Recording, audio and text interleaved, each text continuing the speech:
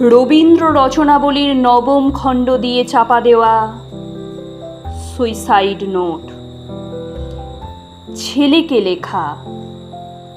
লিখে হাতে ব্লেড নিয়ে বাথরুমে ঢুকেছিলেন মাস্টার মশাই। দুপুরবেলা কাজের লোক দরজার তলা দিয়ে রক্ত আসছে দেখে চিৎকার করে ওঠে। ছেলেকে লেখা এই তার প্রথম এবং শেষ চিঠি। অরণি, আমি বিশ্বাস করি সন্তান পবিত্র জলের মতো।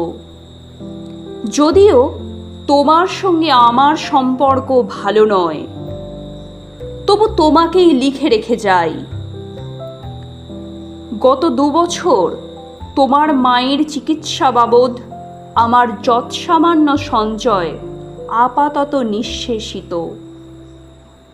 চিকিৎসার ব্যয়ভার আমি আর নিতে পারছিলাম না।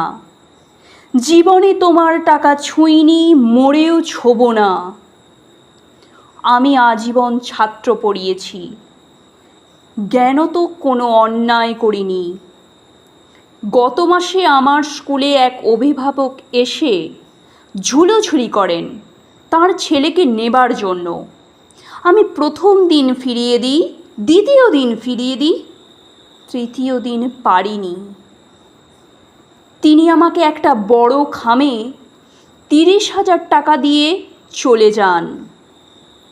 সেই টাকায় এই মাসে তোমার মায়ের চিকিৎসা চলছে। জানি না তিনি বাড়ি ফিরবেন কি না কোনোদিনও।